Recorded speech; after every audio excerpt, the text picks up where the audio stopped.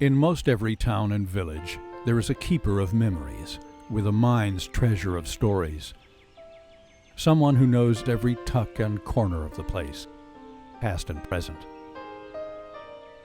Such a person is Frances Inglis, unofficial keeper of memories in her town of Edenton.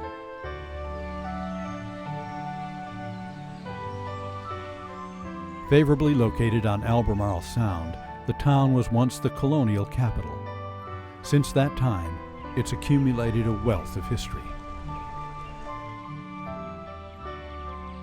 Frances knows a great deal of that history, especially relating to one of the town's most prominent structures, Cupola House, originally built for Lord Granville's land agent.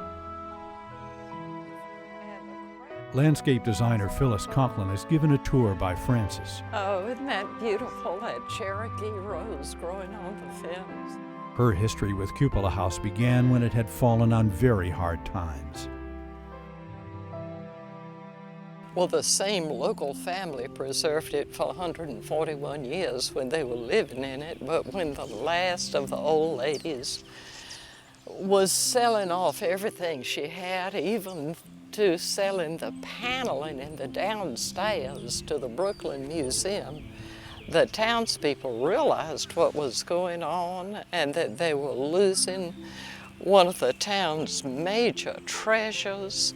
So they banded together and bought the house from the ladies. The group became the first in our state formed for the preservation of one house. The Cupola House Association is still going strong today. We tried to get the Brooklyn Museum to sell it back to us, but they wouldn't dream of it, so we photographed and measured and had a very fine craftsman, Wilbur Kemp, in the next county who did the main work. But volunteers have always been important in the Cupola House Association.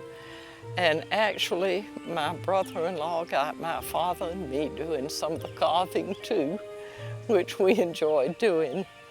Father did all the egg and dot molding around the windows, and I did the little rosettes over the mantel and some of the little escutcheons too.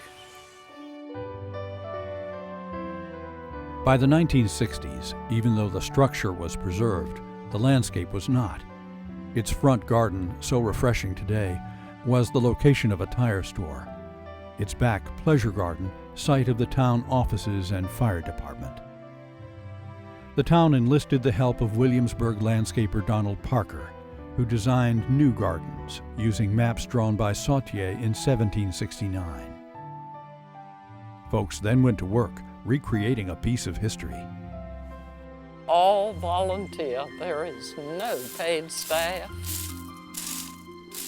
Just pull that back, and that'll give more space. And we have a good, strong board that cares for the house.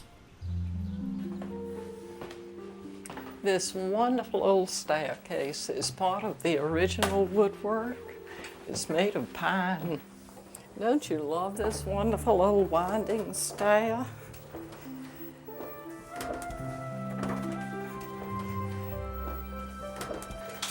And the view from up here is so great.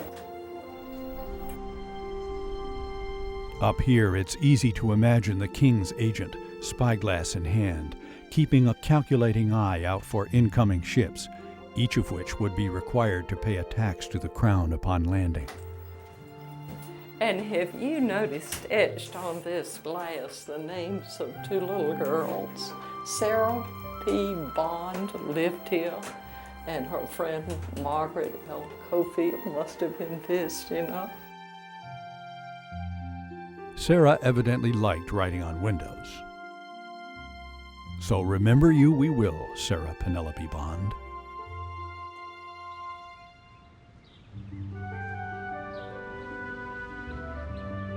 Spring has eased its way into Edenton this day, and Frances fairly blooms with enthusiasm over each new bud and blossom in the Cupola House garden.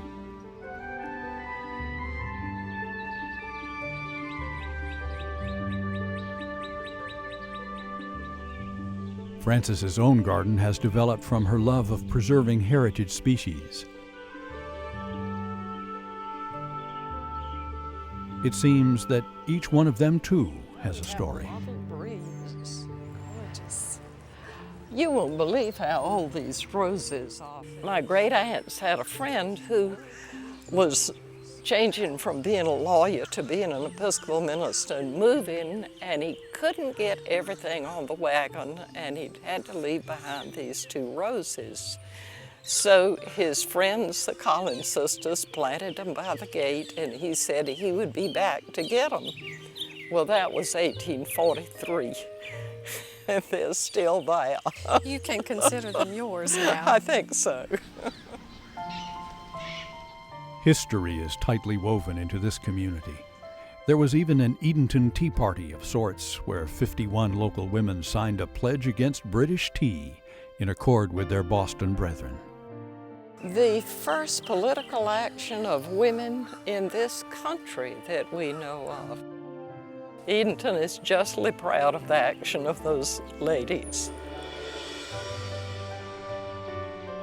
The unique character of Edenton is evident nearly everywhere. Although it was moved here in later years, the Barker House looks out regally over Edenton Bay to a view that still beckons, as it did no doubt, to 19th century seafarers. Recent history in the form of the upstart Hurricane Isabel dealt a harsh blow to Edenton, but neither the beauty of this place nor its spirit has been crushed. Amazingly, Cupola House was relatively untouched. Frances was sorrowful, however, at losing some huge trees in her own backyard, but thankful for having avoided other significant damage or an injury. In time, these vivid memories too will become well-worn threads in the town's increasingly rich tapestry, as the tales about Isabel are told, retold, and perhaps embellished a little. Just ask the keeper of memories. Just ask Frances.